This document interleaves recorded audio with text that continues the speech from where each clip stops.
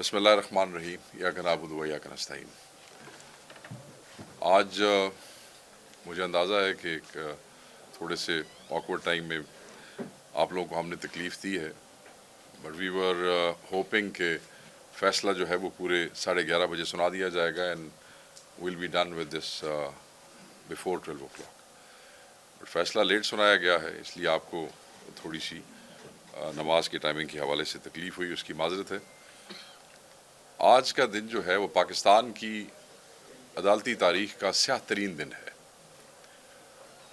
کیونکہ ہمیں یہ اندازہ تھا پچھلے چند دنوں سے جو عدالتی ماحول بنا ہوا تھا اور جس طریقے سے چیزیں سامنے آ رہی تھیں اور جس طریقے سے چیزوں کا بار بار ذکر ہو رہا تھا مختلف چینلز کی طرف سے، مختلف وکلاء کی طرف سے، مخالف پارٹیوں کی طرف سے، مگر جس طریقے سے یہ سزا سنائی گئی ہے یہ ٹوٹل پاکستان کے عدالتی نظام کے کلیپس کی عکاسی کرتی ہے۔ اس ملک میں کس طریقے سے پولیٹیکل وکٹمائزیشن ہو رہی ہے اور کس طریقے سے عدالتی پروسیس کے اوپر اثر انداز ہونے کی کوشش کی جاتی ہے۔ آپ دیکھ لیں کہ آلریڈی اسلام آباد ہائی کورٹ کے 6 ججوں کا خط، پھر پنجاب کے مختلف ATC کے اینٹی ٹیررسٹ کورٹس کے ججز کے خطوط جو ہیں، اور پھر اس کیس کے فیصلے کا ایک دفعہ نہیں بار بار مؤخر ہونا، اور پورے ٹرائل کے دوران یہ چوتھے جج صاحب تھے، ایک جج تبدیل ہوا، دوسرا، پھر تیسرا، اور پھر یہ چوتھے جج تھے۔ بار بار فیصلوں کا مؤخر ہونا ہمیں سمجھ نہیں آیا کہ یہ کیوں ہو رہا ہے۔ اوبویسلی کسی نہ کسی قسم کی مداخلت تو تھی، کوئی نہ کوئی ایجنڈا تو پیچھے تھا جس وجہ سے اس کو لیٹ کیا جا رہا تھا۔ ججز جو بار بار چینج کیے جا رہے تھے، اوبویسلی اس کے پیچھے بھی کچھ نہ کچھ ہوگا، کیونکہ 4 ججوں کا ایک ہی فیصلے میں ایسے ہٹایا جانا یہ بھی لوگوں کی سمجھ میں نہیں آیا۔ القادر ٹرسٹ کیس جس میں آج عمران خان صاحب کو سزا سنائی گئی ہے، وہ بھی دیگر مقدمات کی طرح قطعی بے بنیاد، من گھڑت اور جھوٹا کیس ہے، اور یہ کیس جو ہے وہ عمران خان صاحب کو جھکانے کے لیے، یا شاید یہ سمجھتے ہیں کہ پاکستان تحریک انصاف جو ہے وہ گھٹنے ٹیک دے گی۔ ایسا نہیں ہوگا، نہ پہلے کیسز میں ایسا ہوا ہے نہ اب ایسا ہوگا۔ دیگر کیسز کی طرح یہ کیس بھی ایک سیاسی انتقام اور انصاف کا قتل ہے۔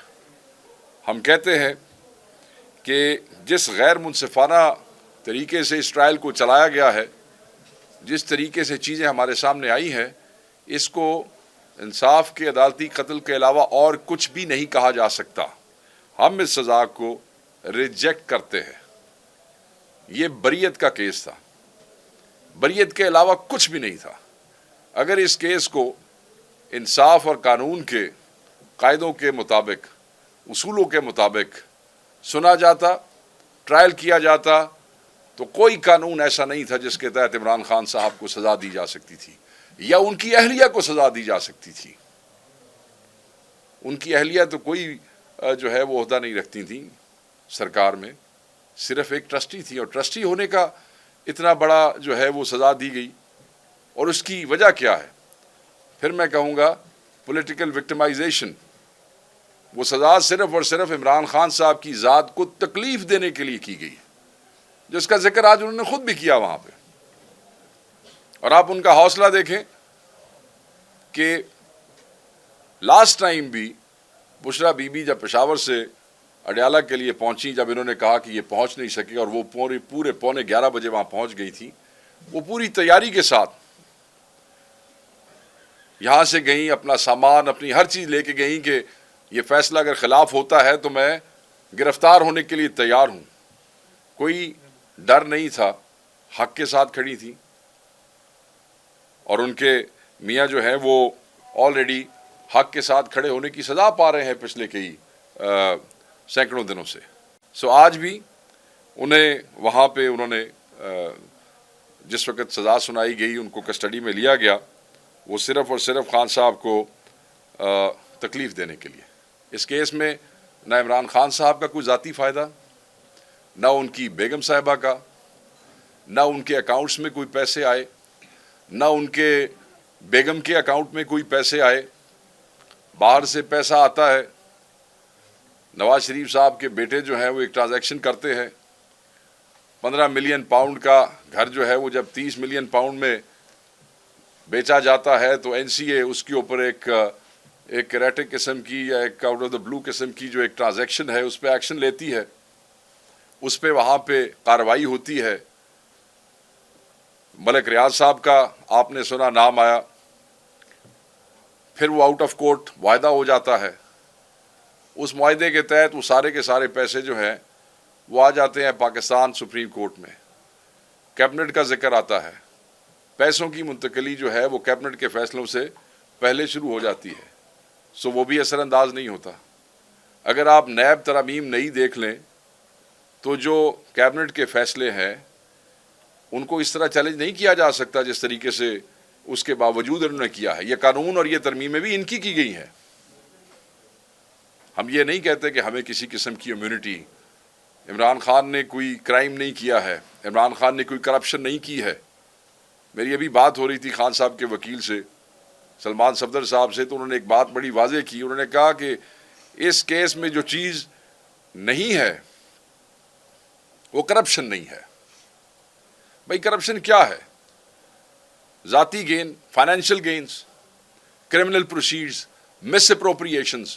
میں بھی چند دن پہلے آپ کو یہیں اسی ہال میں بتا کے گیا کہ جو نیب کے انویسٹیگیٹنگ آفیسرز نے ایک بیان دیا، اس میں اس نے یہ کہا کہ نہ تو یہ کرمنل پروسیڈز ہیں، نہ یہ مس اپروپریشن ہے، اور نہ یہ فائنینشیل گینز ہیں۔ So it is not even a conflict of interest. Corrupt practices کہاں سے آ گئی؟ اس ملک میں ایک یونیورسٹی بنانا، ایک ٹرسٹ کے تحت یونیورسٹی بنانا، جس کو آج یہ کہہ رہے ہیں شیم ٹرسٹ ہے، اس ٹرسٹ کے نیچے یونیورسٹی بنانا تاکہ اس یونیورسٹی میں بچے جو ہیں وہ سیرت النبی کے حوالے سے، روحانیت کے حوالے سے مختلف سبجیکٹس میں 100% مفت دینی تعلیم حاصل کر سکیں۔ یہ گناہ ہے عمران خان کا۔ عمران خان کی فیملی کو اس ملک میں فلاحی کام کرنے کی سزا دی گئی ہے۔ اسی قسم کے ٹرسٹ جو ہیں وہ شوکت خانم کے بھی تھے، نمل کے بھی تھے، اس پہ بھی انہوں نے جان توڑ کوشش کی۔ پچھلے کئی سالوں میں بہت سے موقعوں پہ آپ نے دیکھا کہ شوکت خانم کے اوپر انہوں نے اپنی پوری جان لگائی، زور لگایا، اسی طریقے سے نمل کو تنگ کیا، اور یہ الٹیمیٹلی یہ اس کیس میں چیزوں کو کہاں سے اٹھا کے کہاں نتھی کر کے، سو اس ملک میں فلاحی ادارے قائم کرنے والی فیملی کو سزا دی جاتی ہے، دنیا میں انہیں عزت دی جاتی ہے، ساری دنیا ان کی کال کے اوپر، پاکستان ہی کیا، پاکستان کا بچہ کیا، بین الاقوامی دنیا بھی ان کی کال کے اوپر جو ہے وہ فلاحی کاموں میں شامل ہوتی ہے۔ مگر ہمیں اس ملک میں آج ہمارا سر شرم سے جھک گیا ہے کہ ایک سیاسی لیڈر کو، اس ملک کے سب سے بڑی پارٹی کے سب سے بڑے قائد کو فلاحی کام کرنے کے جرم میں سزا سنائی گئی ہے۔ اس ملک کا بچہ سراپا احتجاج ہے۔ ہر وہ شخص جو عمران خان سے محبت کرتا ہے، پاکستان سے محبت کرتا ہے، آج وہ سراپا احتجاج ہے۔ اس کا سر شرم سے جھک گیا ہے کہ وہ دنیا کو کیا منہ دکھائے گا کہ اس ملک میں جو لوگ فلاحی کام کرتے ہیں ان کو یہ سزا دی جاتی ہے، سزائیں سنائی جاتی ہیں، ان کی فیملی، ان کی اہلیہ کو سزا سنائی جاتی ہے، اور پھر وہ ادارہ جس میں لوگ مفت دینی تعلیم حاصل کر رہے ہیں وہ بھی انہوں نے کہا کہ وہ بھی فورفیٹ کر لیا جائے۔ مگر عمران خان نہیں جھکے گا۔ یاد رکھیے گا، اگر آپ عمران خان صاحب کو ان ہتھ کنڈوں سے جھکانا چاہتے ہیں تو وہ آپ نہیں کر سکتے ہیں۔ اس کیس کے آغاز سے لے کر اب تک قانون اور انصاف کے تمام اصولوں کو مکمل طور پہ فراموش کیا گیا۔ میں بھی آپ کو جج صاحب کے حوالے سے کچھ چیزیں پڑھ کے سناؤں گا، میں وہ کاغذات ساتھ لے کے آیا ہوں، جس کی واضح مثال 9 مئی 2023 کو عدالتی احاطے سے عمران خان صاحب کی غیر قانونی گرفتاری اور جس مینر میں وہ گرفتاری کی گئی تھی، جس سے لوگوں کو پرووک کرنا چاہتے تھے، اور وہ جس حوالے سے وہ کمیشن آج بھی ڈیمانڈ کرتے ہیں، یہ پہلے دن سے اسی طرح ہے۔ عمران خان صاحب کے خلاف تمام کیسز جھوٹے، لغو، ضعیف، کمزور، ان کی پلے کچھ نہیں ہے, کوئی سبسٹنس نہیں ہے. اور یہ کیس بھی اسی قسم کا ایک کیس ہے. یہ ایک بے بنیاد, شرمناک اور بھونڈا کیس ہے, جو کہ اسی طریقے سے ہائر کورٹ میں, ہائر فورم پہ ردی کی ٹوکری میں پھینک دیا جائے گا یہ فیصلہ, جس طریقے سے باقی فیصلے پھینکے گئے. ہم اس سزا کو جس سے ہم ریجیکٹ کرتے ہیں, ہم اس کو ہائر فورم پہ چیلنج کریں گے, ہائر کورٹ پہ چیلنج کریں گے. ہم ہر ایک دروازہ کھٹکھٹائیں گے, اور مجھے پتا ہے کہ جس وقت یہ ہائر کورٹ میں لگے گا, یہ پہلی پیشی پہ فارغ ہونے والا کیس ہے, اس لیے کہ اس میں کچھ نہیں ہے. امبیرسمنٹ کے علاوہ اس میں کچھ بھی نہیں ہے ان کے لیے جنہوں نے یہ کیا ہے اور کروایا ہے. میں نے اس دن بھی کہا تھا کہ دنیا دیکھ رہی ہے, قوم دیکھ رہی ہے کہ فیصلہ لکھا کیا جائے گا. نہ یہ سیاہ حروف سے لکھا ہوا فیصلہ کوئی بھولے گا, اور نہ اس فیصلے کو کرنے والوں کو کوئی بھولے گا. وہ ججز جو اس قسم کے فیصلے لکھتے ہیں, تاریخ ان کو بھی نہیں بھولتی ہے, قومیں ان کے نام بھی نہیں بھولتی ہیں, اور قومیں فیصلے بھی نہیں بھولتی ہیں. میں سمجھتا ہوں کہ یہ جو ہے, یہ آپ کو آنے والے دنوں میں پتہ چلے گا. کینگرو کورٹ سے سنائی گئی سزائیں جو ہے وہ عمران خان کو جھکا نہیں سکتی ہیں. عمران خان حق کے ساتھ کھڑا تھا, کھڑا ہے اور کھڑا رہے گا. آج میرے آنے سے پہلے میں نے دیکھا کہ دو وزیر کبھی ادھر کی بات کر رہے ہیں, کبھی ادھر کی بات کر رہے ہیں. تھوڑی دیر پہلے میڈیا پہ وزیر قانون بھی تھا اور ایک وہ انفارمیشن کے وزیر صاحب بھی تھے. ادھر سے پیسہ آیا, ادھر سے پیسہ آیا. وہ بھائی ادھر ادھر سے آیا, مجھے آپ یہ بتائیں کہ عمران خان کے گھر کتنے پیسے آئے. مجھے آپ یہ بتائیں کہ عمران خان نے کیا اس سے ایک کوڑی بھی استعمال کی ہے اپنے ذاتی فائدے کے لیے. بار بار آپ بند لفافے کی بات کرتے ہیں. میں یہ پوچھتا ہوں کہ وہ بند لفافہ تو اب آپ کی تحویل میں ہوگا نا. اب تو کیبنٹ ڈویژن آپ کے پاس ہے, وزارت عظمیٰ پہ آپ انسٹالڈ ہیں. وہ بند لفافے کا ذکر کرتے ہیں تو کھول لو نا بند لفافہ. کس نے کہا کہ بند لفافے کو بند رہنے دو؟ بھائی پیسہ سپریم کورٹ کے اکاؤنٹ میں ڈائریکٹ آیا. کیا آپ نے سپریم کورٹ کے رجسٹرار کو بلا کے کیا تحقیق اور تفتیش کی ہے؟ پیسہ تو ان کے اکاؤنٹ میں انویسٹ ہوا, بانڈز خریدے گئے. آپ یہ بتائیں کہ کیا رجسٹرار سپریم کورٹ کو بلایا آپ نے؟ آپ یہ بتائیں کہ کیا جو رول ہے سپریم کورٹ کا اس وقت, کیا آپ نے اس کی بھی تحقیق کی؟ کیا آپ نے اس کو بھی اپنے فیصلے میں شامل کیا, یا آپ کو صرف عمران خان نظر آیا تھا جس کا اس میں کوئی کردار ہی نہیں تھا؟ سو میں یہ سمجھتا ہوں کہ یہ وہ نقائص ہیں جو اس فیصلے میں موجود ہیں, اور یہ جب ہائر کورٹس میں جائیں گے تو یہ چیزیں بالکل آپ کے سامنے آئیں گی. یہاں پہ نیب کا تو میں نے ذکر کر دیا. ایک چیز بڑی ضروری ہے, اور وہ ہے کنڈکٹ آف دا جج. یہ جو جج صاحب ہیں, جنہوں نے فیصلہ سنایا, جج صاحب ناصر جاوید رانا صاحب جو ہیں, یہ ایک سن 2004 کی ایک ججمنٹ ہے supreme court of Pakistan. Supreme court of Pakistan جو ہے, انہوں نے جج صاحب کے حوالے سے کچھ کمنٹس جو تھے وہ لکھے تھے. انہوں نے کہا کہ he has a strong tendency of committing any mischief. یہ جج صاحب کے حوالے سے لکھا گیا. And is absolutely unfit for judicial service. His judicial powers are withdrawn. It is directed that another judicial officer be posted in his place. This was a case. یہ ایک راولپنڈی کا کیس تھا, سو motto case number 1 of 2004 decided on 26th October. اس میں وہ یہ لکھتے ہیں کہ magistrate in circumstances had deliberately misconducted himself and passed illegal orders handing over a senior lawyer in police custody in an atmosphere and in a manner which had seriously jeopardized the sanctity attached to the court of law and had not observed the legal formalities before passing the remand order. एक जज तब्दील, दूसरा जज तब्दील, तीसरा और चौथा जज ये आता है जिससे 2004 में सुप्रीम कोर्ट ऑफ पाकिस्तान जो है वो डिक्लेयर कर देती है कि he is unfit for judicial services, और फिर कहा जाता है कि वो उनको वहाँ से हटाया जाए। उसके बाद ये हाई कोर्ट के हवाले किया जाता है। हाई कोर्ट ने क्या किया, क्या नहीं किया, नीचे इनके साथ क्या हुआ, बट पाकिस्तान में सुप्रीम कोर्ट से बड़ी अदालत कोई नहीं है। और जब उसका चीफ जस्टिस, ये याद रखिएगा, ये फैसला था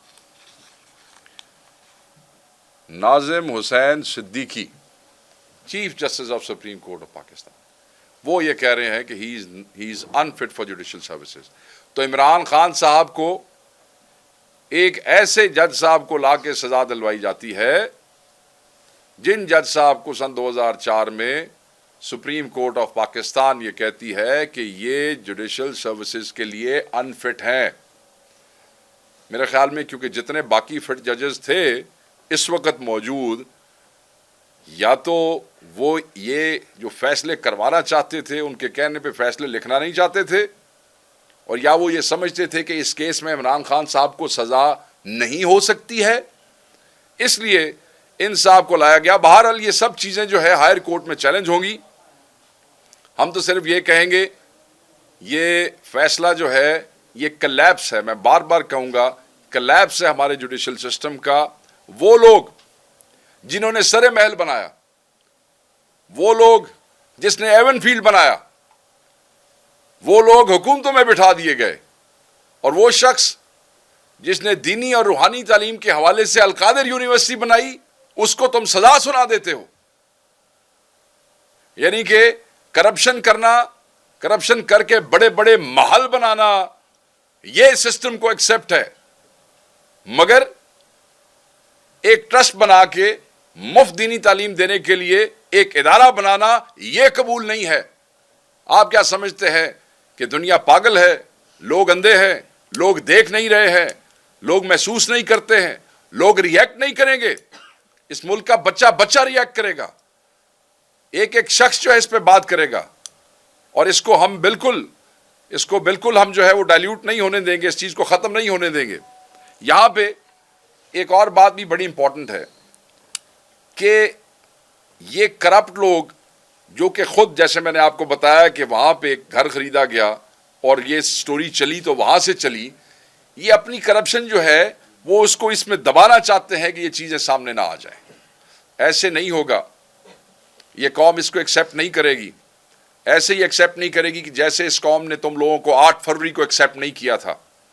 फस्ताइयत और जबर के बावजूद भी, बदमाशी के बावजूद भी, जिस पाकिस्तानी में जितनी हिम्मत थी, जितना हौसला था, किसी ने छुप के, किसी ने बाहर निकल के, किसी ने घरों में चीज़ें अरेंज की हैं, कोई प्रोसेशन निकाल सका तो निकाला, किसी ने हमारे पोलिंग्स पे हमारे लोगों के पास मैं पंजाब की बात भी कर लेता हूँ, जा सके तो गए, ना जा सके तो दूसरों से पर्चियां, मगर अपनी राय का इजहार नहीं रोक सके तुम लोग, और तुम लोगों को फिर इलेक्शन चुराना पड़ा। सो लोगों ने उस वक्त भी एक्सेप्ट नहीं किया था, लोग आज भी एक्सेप्ट नहीं करेंगे, और हम बिल्कुल इसको जो है वो डिक्लेयर करते हैं, इसको रिजेक्ट करते हैं। दोबारा कहता हूँ, इसको स्याह समझते हैं, और हम अपनी तमाम कानूनी कार्रवाइयाँ भी करेंगे, और जो लाए अमल है एहतजाज के हवाले से, उसका भी जनरल सेक्रेटरी जो है वो आज एक प्रेस कॉन्फ्रेंस करेंगे इस्लामाबाद में, उसके भी लाए अमल पे वो बात करेंगे। Thank you very much.